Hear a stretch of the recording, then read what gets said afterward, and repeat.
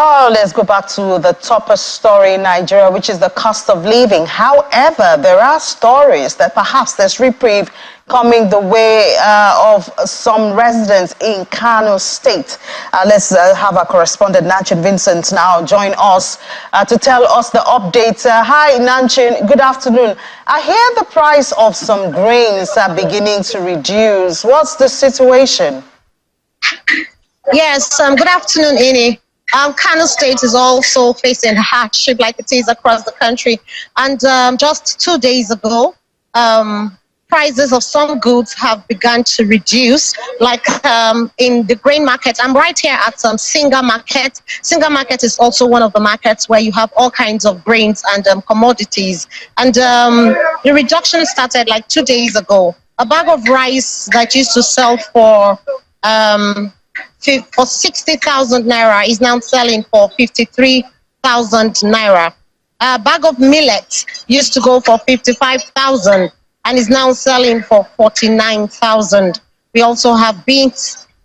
Beans used to sell for 95,000 naira. It is now selling for 85,000 naira. A bag of maize used to go for 59,000 and it's selling now for 52,000 naira.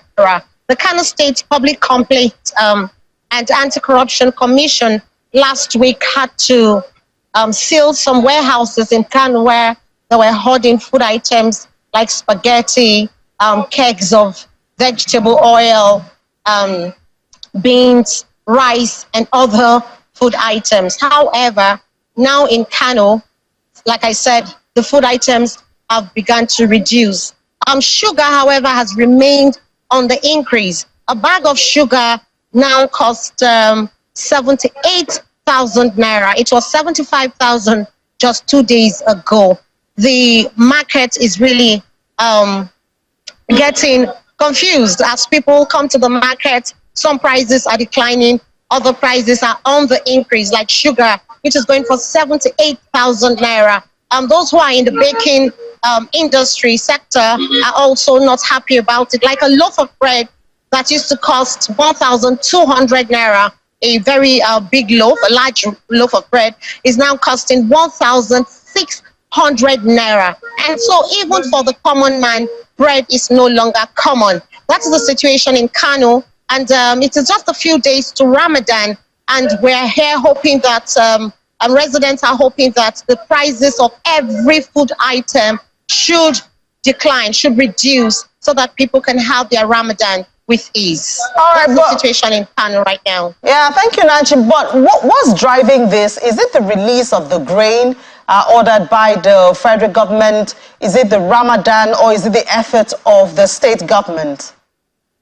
Yes, I would say it's the efforts of the state government. Like I said, the Kano State Anti-Corruption Commission was at Dawanu Grain Market. Dawanu Grain Market is actually the largest grain market in West Africa, here in Kano. And so when they got there, they had to seal off some warehouses that had very large warehouses that had a lot of food items. You know, we could see rice, we saw beans, we saw spaghetti, 25 kg of vegetable oil, and other food items that were in these warehouses. About 10 big warehouses were sealed. And these warehouses were now opened 2 days ago. And a lot of commodities are now coming into the market, you know, forcing the prices of these items to come down. Because initially it was as if there was scarcity of food items, you know, and people wanted to hoard these goods so that they could sell at a high price. However, with this effort, we're seeing that, like I said, some of these food items are coming down.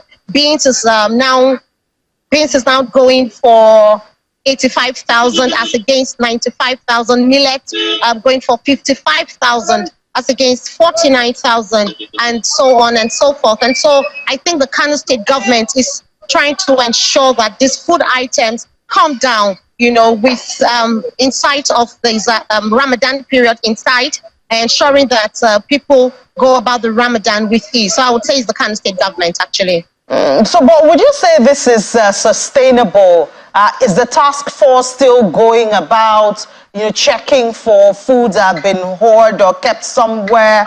Or, I mean, if it's a one-off thing, that means the supply is going to stop again. Yes, I actually spoke to some traders in the market, and some of them said there are lots of warehouses, and so many people are still hoarding these goods. And so they are like, we don't think this will be sustainable, because of the fluctuation, especially in sugar and in flour. They said sugar was just 72,000 last week. 2 days ago, it was 73. Now it is 75,000. And, sugar is used for almost every food in every household. And so I don't know how sustainable and how much the government would do to ensure that this is sustainable, considering the fact that fasting will be starting off just a few days from now in March. All right, Vincent, thank you, Nanchin Vincent, for that update. It's good news. We just hope, it is sustainable and it can spread to other states to the relief of all Nigerians. Thank you for the updates. Thank you.